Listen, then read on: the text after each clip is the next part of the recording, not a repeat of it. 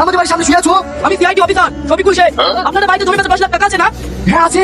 আপনি কি করে জানলেন? আমাদের কাছে ইনফরমেশন আছে আপনার ওই টাকা টাকাতে চিন্তা করবে, তাই আমি ছদ্মবেশে গতকাল রাতে থেকে আপনার বাড়ি ভাড়া দিচ্ছি।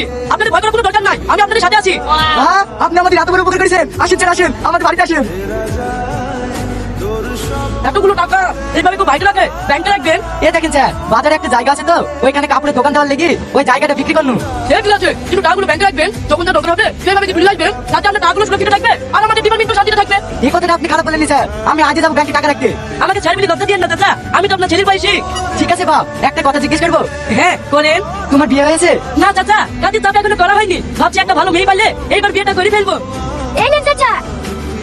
এইটা আপনার মেয়ে নাকি? হ্যাঁ বাপ, আমার মেয়ের লেগে একটা সেলি করছি। তোমার মতো একটা ভালো সেলি পেলে বুঝলে দিনি আমার মেয়ের বিয়েটা দিয়ে দেবো। একটা কথা বলবো চাচা? হ্যাঁ বলো বাপ। বলতে লজ্জা লাগছে। লজ্জা কিসের বাপ, বলো বলো। আপনার মেয়েকে আমার খুব পছন্দ, আপনার মেয়ের সাথে আমার বিয়ে দেবে? তুমি আমার মেয়েকে বিয়ে করবা? ওগো আরেক প্লেট মিষ্টি নিয়ে আসো।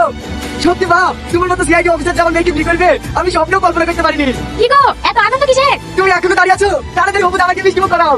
নাও বাপ। বাপ সফি, বাড়ি পৌঁছেছি চিনিকবা। ঠিক আছে আব্বা, বেলা চলে গেল, তুই এনাকে একটু তাড়াতাড়ি বেলাতে বললে। ঠিক আছে বাপ, বলছি। কয়টা বুড়ি সাদা হলো? আরেকটু থামেন বাবা, এই হয়েছে।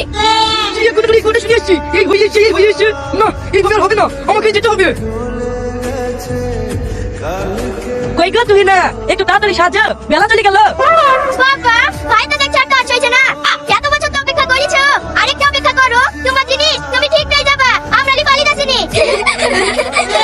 না না, তার লাগি না, বেলা চলে যাচ্ছে তো, রাত লেগে গেলে বাড়ি পৌঁছাতে পারবো না, তার লাগি। কেন ভাই আবার রাত কানা নাকি, তাই বাড়ি পৌঁছাতে পারবে না? না না না, এমনি বলছি, সাজো সাজো। এই কোন আর ইয়ার্কি মাসনি তো, অনেকগুলো রাস্তা তো, তার লেগে বলছে। বাবা একটু ধরা পড়ে যাচ্ছিল। না না, এখানে তোমার যাবে না, সন্ধ্যা লাগি লাগুক, এখানে ধরা পড়লে বোয়ার হাতে পাওয়া যাবে না, ওইখানে কি যা হয় হবে। মা, তুমি আমাকে দেখতে যাও। কাঁদিস নি মা, ভালোভাবে থাকিস আর শ্বশুর বাড়ি পৌঁছে অবশ্যই আমাকে একটা চিঠি লিখিস। বাপ তুমি আমার মেয়েটাকে ভালো করে দেখে শুনে রাখো। ঠিক আছে মা, আপনার মেয়েকে আমি খুব চোখে রাখবো। এই চলো।